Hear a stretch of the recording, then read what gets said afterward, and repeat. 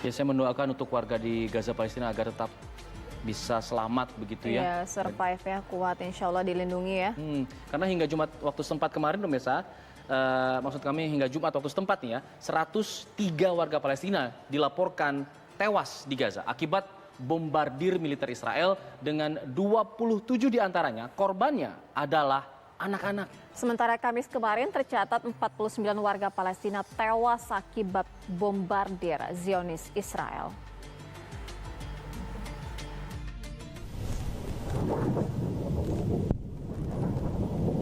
Ledakan besar kembali mengguncang kota Gaza akibat gempuran pasukan Zionis Israel yang mengerahkan pasukannya di wilayah perbatasan jalur Gaza.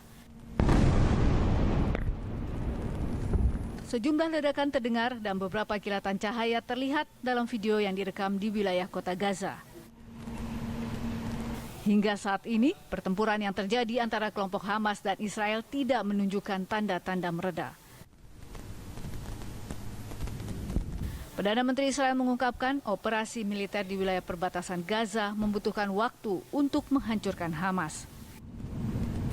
Data Jumat waktu setempat, tercatat 103 warga Palestina di Gaza tewas akibat bombardir militer Israel, dengan 27 diantaranya adalah anak-anak. Dalam konflik yang terjadi pada hari sebelumnya atau Kamis waktu setempat, tercatat 49 warga Palestina tewas akibat bombardir Zionis Israel. Dalam 2 hari ini, gempuran Israel mencatatkan korban terbanyak bagi warga Palestina sejak meletusnya pertempuran antara pejuang Hamas dengan Zionis Israel.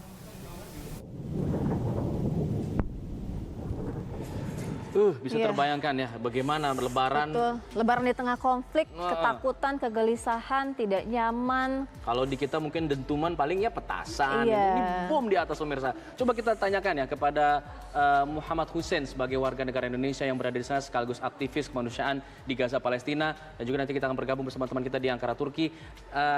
Sekarang saya ingin ke Mas Hussein dulu. Assalamualaikum Mas Hussein, bagaimana kabarnya? Waalaikumsalam warahmatullahi wabarakatuh. Alfat dan Sira, alhamdulillah baik. Bagaimana kabar? Alhamdulillah, Alhamdulillah, baik, kami di sini baik, semua sehat. mendoakan teman-teman semua yang berada di Gaza Palestina. Kami ingin mengetahui bagaimana kemudian kondisinya sejauh ini dilaporkan ada 103 warga Palestina. Apakah ini bertambah dari jumlah yang dilaporkan sebelumnya atau seperti apa? Bagaimana teman-teman di sana merayakan Idul Fitri kalau kondisinya masih seperti ini? Ya, sejauh ini jumlah korban jiwa dari kalangan warga Palestina sudah menyentuh angka 112 jiwa. 30 diantaranya anak-anak, ke 16 wanita, dan korban luka mencapai 620 lebih. Dan ini kemungkinan masih akan bertambah karena sampai detik ini serangan udara Zionis Israel masih terus terjadi menyasar anak-anak Gaza, menyasar pemukiman warga dan sipil. Bahkan tidak hanya serangan udara, namun sejak tadi malam itu tank-tank baja sudah sangat intens dan masif juga melakukan serangan dari wilayah perbatasan Gaza bagian timur. Penyebabnya bukan penyebabnya, apa namanya itu, akibatnya ratusan warga Gaza di wilayah utara di kota Beit Lahia terpaksa mengungsi karena tempat mereka tinggal itu sudah tidak aman lagi dan mereka terancam kondisinya. Iya, Muhammad Hussein, lalu bagaimana juga dengan tadi Mas Hussein katakan ya ada sekitar ratusan warga Palestina yang terluka. Perawatannya yang mereka dapatkan itu posisinya di mana? Ya, jadi korban luka ini tersebar di beberapa wilayah. Yang terbanyak itu di wilayah jalur Gaza bagian utara, di kota Beit Lahia, Beit Hanun, dan Jabalia. Yang alhamdulillah di area tersebut terdapat lembaga medis terbesar yang dibangun oleh kaum umat Islam Indonesia, yaitu Rumah Sakit Indonesia. Dan itu menjadi rujukan utama warga Gaza di bagian utara. Dan sampai tadi malam saya masih terus kontak-kontakan dengan WNI yang berada di sana, yang tinggal di area RSI, Rumah Sakit Indonesia, dan dia mengatakan memang banyak sekali korban-korban meninggal yang sampai di sana, dan korban luka pun membludak sampai di Rumah Sakit Indonesia yang berada di jalur Gaza bagian utara. Mas Hussein, saya tidak bisa membayangkan ya bagaimana kemudian umat muslim di sana merayakan Idul Fitri. Kalau saya ingin berkata, ingin menanyakan kalau kondisinya sedang tidak ada agresi militer. Biasanya apa yang dilakukan oleh warga Gaza jika Idul Fitri tiba begitu? Dan bagaimana perubahannya saat ini?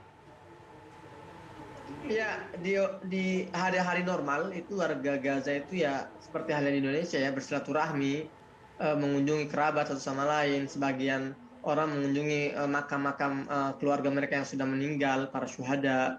Sebagian lain ya misalnya berekreasi ke pantai dan ya berjalan-jalan dengan teman-teman.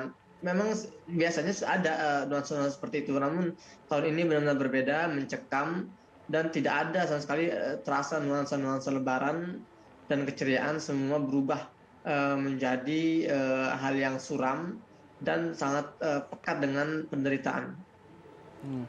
Ya, saya ingat pesannya dari Mas Hussein ya, ada 3 hal yang bisa kita lakukan menyikapi di Gaza ini. Berdoa, lalu kemudian jangan diam, bersuara begitu, lalu donasi. Mungkin itu yang bisa dilakukan oleh teman-teman jika ingin membantu teman-teman di Gaza Palestina. Saya ingin beralih ke Mas Safran Bilahi yang berada di Ankara, Turki. Kalau kita tahu Turki ini salah satu yang paling Kenceng bersuara ya. paling bersuara keras menentang penyerangan dari Israel ke Gaza. Bagaimana kondisinya di sana di Idul Fitri ini? Apakah juga masih ada statement-statement dari Presiden Erdogan misalnya mengenai serangan di Gaza ini? Ya, jadi Turki memang salah satu negara yang paling vokal ya di dunia untuk menyuarakan isu Palestina ini. Semenjak serangan pertama, Presiden Erdogan langsung menyuarakan tentang Palestina untuk melawan Zionis Israel. Dan kemudian bukan hanya Presiden Erdogan saja yang bersuara.